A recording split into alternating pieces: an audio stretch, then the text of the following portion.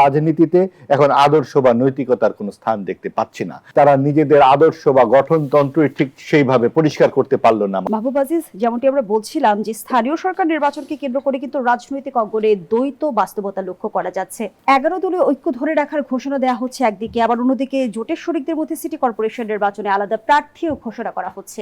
নতুন মেরুকরণের আভাস কি? জি, ধন্যবাদ, শুভেচ্ছা সবাইকে।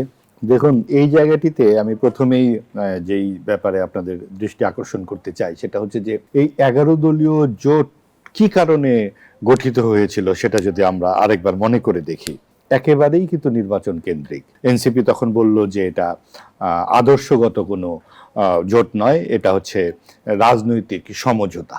এই কথাটি তারা বলেছিল। যেহেতু জামাতের যেই সাম্প্রদায়িক রাজনীতি এবং তার যে অতীত ইতিহাস থেকে শুরু করে সবসময় জামাতের নানান রকম যে রাজনৈতিক বিষয়গুলো নিয়ে নানান ধরনের প্রশ্ন প্রগতিশীল বিভিন্ন জায়গা থেকেই বারবার উঠেছে, সেই জায়গায় এনসিপি একটি নতুন রাজনৈতিক দল কি করে জামাতের সঙ্গে গাঁটছড়া বাঁধে, এই যখন অভিযোগটা সামনে এলো, নানান জায়গা থেকে আপত্তি এলো যে 24-এর গণ অভ্যুত্থান তো আসলে কোনো সাম্প্রদায়িক আন্দোলন ছিল না, এটা তো ছিল গণতান্ত্রিক একটি চেষ্টা এবং গণতান্ত্রিক সমাজের আকাঙ্ক্ষায় সব দলমত নির্বিশেষে সেখানে অংশগ্রহণ করে, এনসিপির তরুণরা সেখানে একটি উল্লেখযোগ্য ভূমিকা পালন করে। তো তারা যখন রাজনৈতিক দল তৈরি করছে, তারা কেন জামাতের মতো একটি সাম্প্রদায়িক দলের সঙ্গে এবং যে 71-এ তাদের যে রাজনীতির যে ভূমিকা, সেই জায়গাতে তারা কেন আপোষ করছে?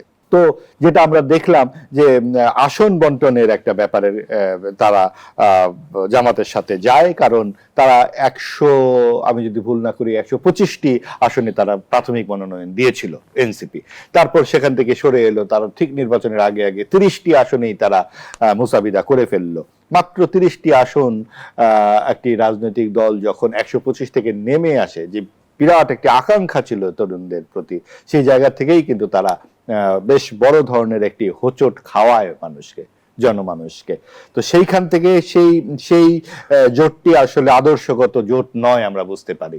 তারা যদিও বলে সমঝোতা, আমরা বুঝতে পারি যে এটা আসলে ভোট। সবচেয়ে বড় কথা, আরো পরিষ্কার ভাবে বলে, এটা স্বার্থ কেন্দ্রিক একটি সমন্বয়। এবং সেই স্বার্থটা আমরা আবার সামনে দেখতে পাচ্ছি যখন সিটি কর্পোরেশনের নির্বাচন আসছে। এখানে যদি 20টি আসন থাকতো সিটি কর্পোরেশনের মেয়র পদে, তখন কিন্তু আবার তারা ভাগাভাগি করতো। যেহেতু আসন একটি, সেই জন্য কিন্তু প্রশ্নগুলো এইভাবে উঠছে। অর্থাৎ আমরা রাজনীতিতে এখন আদর্শ বা নৈতিকতার কোনো স্থান দেখতে পাচ্ছি না, আমরা পাচ্ছি আসন কি করে পাওয়া যাবে। এনসিপি তারা নবগঠিত একটি রাজনৈতিক দল, তারা নিজেদের আদর্শ বা গঠনতন্ত্র ঠিক সেইভাবে পরিষ্কার করতে পারলো না মানুষের কাছে। তারা কি সমাজতান্ত্রিক একটি রাজনৈতিক দল, নাকি তারা একটি ইসলামিস্ট রাজনৈতিক দল?